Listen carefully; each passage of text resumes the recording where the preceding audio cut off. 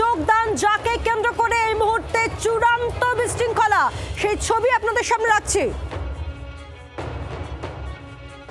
কংগ্রেসের বিধান ভবনে এই মুহূর্তে তুলকালাম পরিস্থিতি।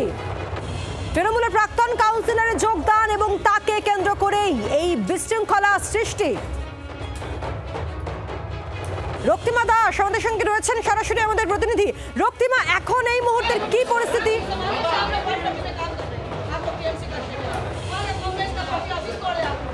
দেখো, পরিস্থিতি উত্তপ্ত হয়ে রয়েছে। কংগ্রেস কর্মী যারা রয়েছেন তাদের একটাই বক্তব্য যে তারা এতদিন ধরে তিলে তিলে এই দলটাকে গড়ে তুলেছেন।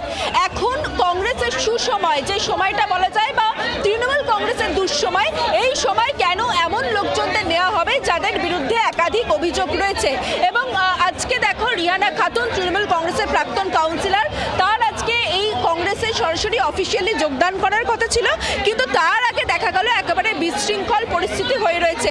এই মুহূর্তে যে তুমি ছবিটা দেখতে পাচ্ছ, যে একেবারে কংগ্রেস ভবনের সামনের যে চিত্র, সেখানে কিন্তু এখানে লোকজন ঘিরে রয়েছে এবং কিছুক্ষণ আগেই কিন্তু এখানে দেখা গেল একেবারে ডিম থেরাপি, এখনো পর্যন্ত ডিম পড়ে রয়েছে। তৃণমূল কাউন্সিলর রিয়ানা খাতুন তিনি আসছিলেন এবং তাকে লক্ষ্য করে ডিম ছোড়া হয়। সেই ডিম কিন্তু এখনো পর্যন্ত পড়ে রয়েছে এখানে। যারা কংগ্রেস কর্মী তাদের যেটা একটাই কথা, যে তাদের দলে এমন কাউকে নেওয়া যাবে না যাদের বিরুদ্ধে অভিযোগ রয়েছে। বিশেষ করে এই রিহানা খাতুন, তার বিরুদ্ধে একাধিক অভিযোগ রয়েছে এবং তার জন্যই তাকে কংগ্রেসে নেওয়া যাবে না, সে বিক্ষোভ করছেন এখানকার কর্মীরা। এখানে কংগ্রেসের নেতৃত্ব রয়েছে, তাদের সঙ্গে কথা বলবো। আপনারা কি সিদ্ধান্ত নিলেন? রিহানা খাতুনকে নেবেন? এত কর্মীদের বিক্ষোভ, কাউকে নেওয়া না নেওয়া শীর্ষ নেতৃত্বের বিষয়। আমরা এই বিষয়ে কোনো সিদ্ধান্ত নিতে পারি না।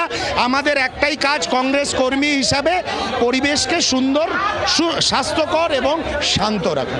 কর্মীরা তো চাইছেন না। না, তারাও নেতৃত্বের সঙ্গে কথা বলবেন, সেরকম কোনো বিষয় হয়। কিন্তু এখানে দাঁড়িয়ে আমি ক্যামেরার সামনে আমি কোনো দলীয় সিদ্ধান্ত আপনাকে কি করে জানাবো, আমি নিজেও জানি না।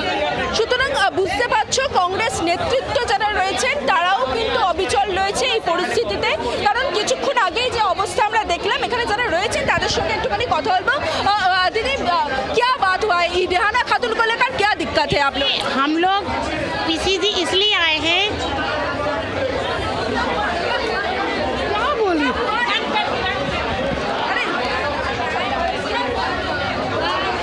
ये आप लोग देख सकते हैं, इधर जो लोग हैं हम लोग दिखा रहे हैं।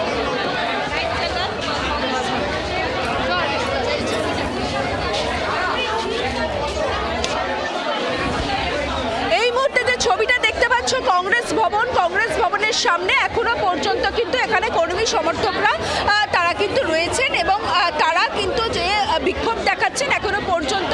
তৃণমূল কাউন্সিলর, প্রাক্তন তৃণমূল কাউন্সিলর, তার গাড়ি আমরা দেখতে পাচ্ছি কিছুক্ষণ আগেই এখানে এসে পৌঁছলে, এখনো সেই গাড়ি রয়েছে এবং গাড়ি থেকে নামতেই কিন্তু তাকে লক্ষ্য করে একেবারে দেখা গেল ডিম ছোড়া। এবং তিনি এই মুহূর্তে কংগ্রেসের যে ভবন, সেই কংগ্রেস ভবনের ভেতরে রয়েছেন। তবে এখনো পর্যন্ত কিন্তু তাকে ঘিরে যে বিক্ষোভ, এখানকার যে মানুষজন যারা জড়ো হয়েছিলেন তারা কিন্তু এখনো পর্যন্ত রয়েছেন এবং সেই ভিড়টা কিন্তু এখনো পর্যন্ত আমরা দেখতে পাচ্ছি। দেখো, এখানে যারা রয়েছেন তাদের সঙ্গে একটু কথা বলার চেষ্টা করবো। দিদি, কি হয়েছে? रिहाना खातून वार्ड 44 की काउंसलर है, वो आए यहाँ ज्वाइन करने कांग्रेस। मेरा कहने का मतलब है, वो आज से 15 साल पहले भी सीपीएम करती थी, सीपीएम से उनको टिकट नहीं मिला, टीएमसी में आए, टीएमसी से टिकट नहीं मिलेगा, उनका कोई चांस नहीं है, पत्ता ख़त्म हो गया।